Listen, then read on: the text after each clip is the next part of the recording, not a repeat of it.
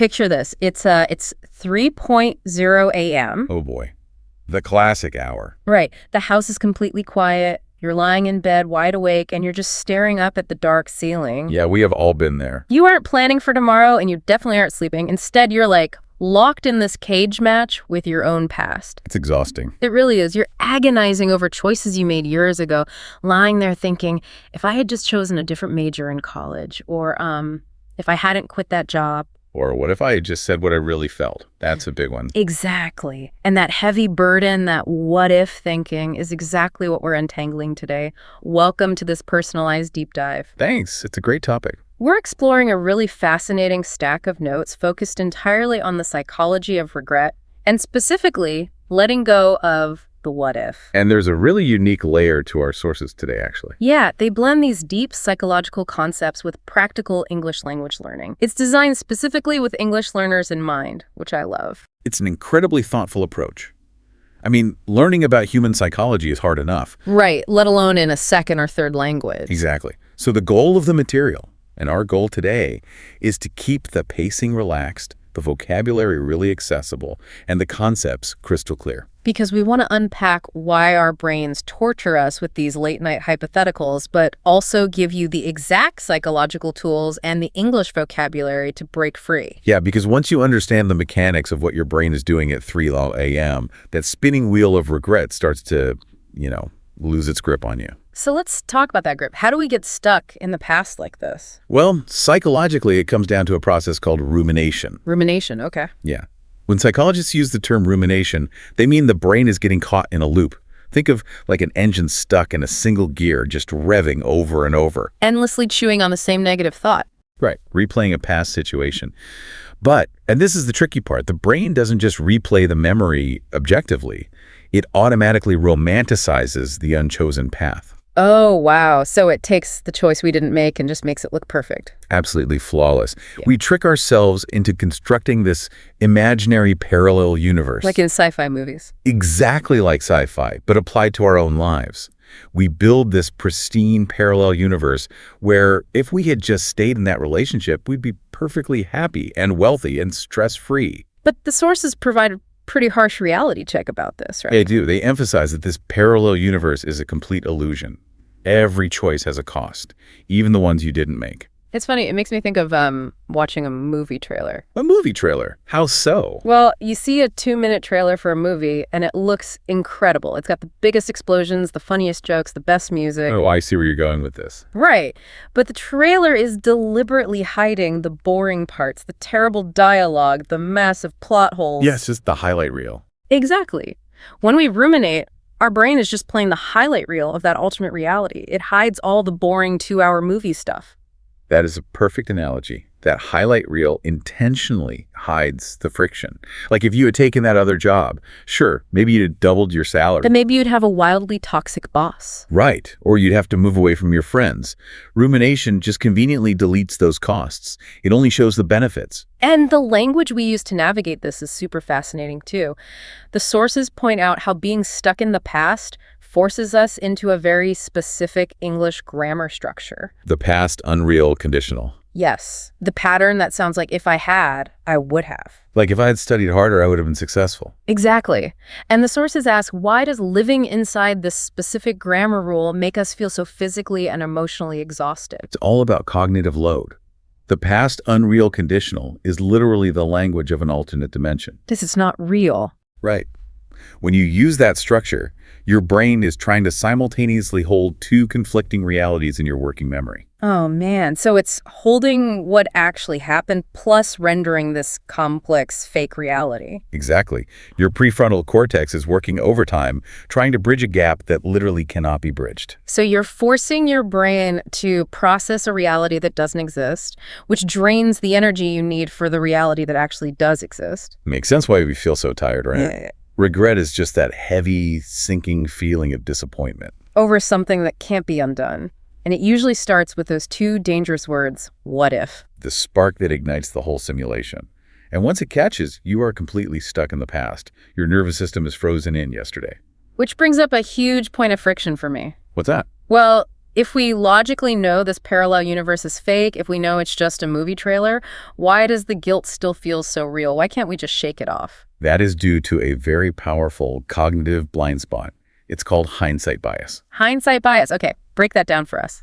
So hindsight is our ability to look back at an event after it's over.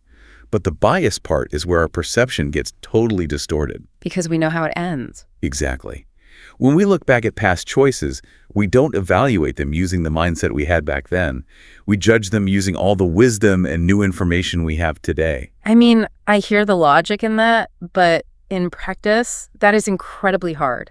It's very hard. It feels like grading an old math test when you're already holding the answer key. That is exactly what it is. Like, of course my past mistakes look obvious to me now. I have the answers. But the guy actually taking the test back then was sweating and guessing. And working with totally incomplete information. You can't blame your past self for not having the answer key. But we do. We say, how could I have been so blind? We do. But the reality is, you couldn't have known. The nervous system you had in that past moment, plus the limited data, led you to make what seemed like the best decision at that specific time. So we're essentially putting our past self on trial, but the defense isn't allowed to speak. That's a great way to put it. Your past self might have been terrified or acting out of insecurity. We're just exhausted, just running on 2 hours of sleep on a random Tuesday. Right. Acknowledging that context is the foundation of having empathy for yourself. We have to actively practice acceptance. And the sources emphasize that acceptance isn't about saying the past was perfect, right? Not at all. It's not saying you didn't make a mistake. Acceptance is just agreeing to the reality of a situation without continuously trying to fight it. And I love that they offer some really grounded, everyday English phrases to help us verbalize this. Saying things out loud really helps. It actually shifts how your nervous system processes the memory. So one of the core phrases they suggest for English learners is simply, I did my best at that time. I did my best at that time. There's a real finality to that. Yeah, it firmly places the action in the past. And it acknowledges your limitations. You're releasing the blame. You're recognizing you were just a flawed human navigating a complex moment. There's another phrase they highlight, which is a super common conversational English idiom. It is what it is. Yes, it sounds casual, but psychologically it is profound. Really? How so? When you say it is what it is, you're practicing radical acceptance. You're dropping the tug-of-war rope. You just stop arguing with the universe. Exactly. The past happened. You can't rewrite it. It is what it is. Yeah. Expecting your past self to be a flawless, logical machine is just an irrational standard. Okay, so if we manage to put down the answer key and we stop grading our past selves because of hindsight bias, what's next? You mean, how do we actually move forward? Yeah. How do we actually get out of bed at 30 a.m.? That brings us to a tool called cognitive reframing. Okay, cognitive reframing. It's the process of taking a deeply entrenched thought, pulling it out of its old context, and putting a completely new frame around it to change its meaning. So how do we apply that to regret? We turn those regrets into lessons. Taking the pain of the mistake and extracting the actual knowledge from it. Precisely. You shift from viewing past mistakes as these permanent ruinous errors to viewing them as essential building blocks. Because we wouldn't have the wisdom we have today without those specific failures. Exactly. You literally couldn't be who you are without them. It reminds me of paying tuition. Oh, I like that. Yeah, like when you go to college and take a really grueling class, it costs a ton of money and causes so much stress. A lot of stress, yeah. But when you graduate, you don't look back and constantly regret paying that tuition as long as you actually learned the material. Right, because the struggle gave you the education. Exactly. The struggle makes you capable today. In life, our past regrets are often just the heavy tuition we had to pay to become the person we are right now. That economic analogy tracks perfectly with the brain. If you don't learn from the mistake, the regret just sits there as a sunk cost causing pain. But if you reframe it, If you reframe it as a lesson, you extract the value. Neurologically, you move the memory out of the brain's threat center, the amygdala, and process it in the prefrontal cortex as useful data. it goes from being a failure to being an asset. And that asset lives entirely in the present moment, which means the past has served its purpose, and we can finally close the door. Which brings us to the final set of practical phrases from the sources. This is language designed to help you formally, like pack your bags and leave that parallel universe. Yes. When you feel yourself slipping back into the what if, you can use these. The first one is, I let go of my regrets. I let go. It's a highly visual action. You deliberately release your grip on something you've been clutching. It tells your brain you're no longer trying to control the memory. The next phrase is, it's time to read a new chapter. I think the book metaphor is so helpful here. It really is. The previous pages are already printed. You can't erase the ink. Staring at old pages won't change the plot, but you have total control over the next blank page. You're choosing to move on to a new chapter. And the final phrase is maybe the most grounding of all. The present is all I have. The present is all I have. That really cuts through the heavy cognitive load of that past unreal conditional, doesn't it? It absolutely does. It reminds your nervous system that the past is just a memory and the future is just an imaginative projection. Your only agency is right now.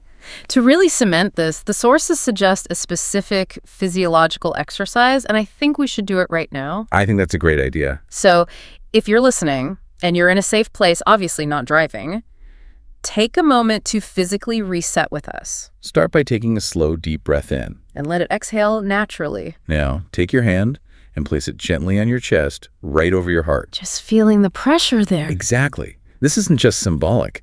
The physical pressure stimulates the vagus nerve, sending a direct biological signal of safety to your nervous system. It literally lowers your heart rate. So with your hand there, anchoring you to your own body right now, repeat this affirmation, out loud or just in your mind. Past choices made me who I am today, and today I am brave.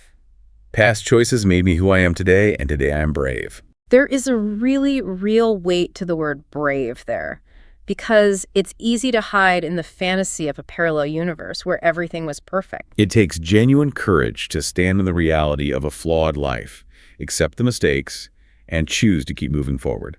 You're actively choosing the friction of reality over the smooth illusion of the highlight reel. It takes immense courage. Looking back at everything we've covered today, it really is a journey of reclaiming your cognitive energy. We started in that dark room at 3 a.m., trapped in the loop of rumination, burning calories on that past unreal conditional. Right, then we dismantled hindsight bias, we stopped holding the answer key against our past selves, and moved into the radical acceptance of, it is what it is. And finally, we cashed in on the tuition of our past mistakes, turning regrets into lessons so we can let go and write a chapter. And for anyone navigating this in English as an additional language, mastering phrases like, I let go, or the present is all I have, does more than build vocabulary, right? Oh, absolutely. Language shapes cognition. When you articulate acceptance in a new language, you're literally carving new neural pathways. The words you practice genuinely become the reality you inhabit. Beautifully said. So before we wrap up this deep dive, there's one final thought we want to leave you with. Something to consider the next time your brain tempts you with that shiny movie trailer of the unchosen path. We spent a lot of time analyzing that imaginary parallel universe.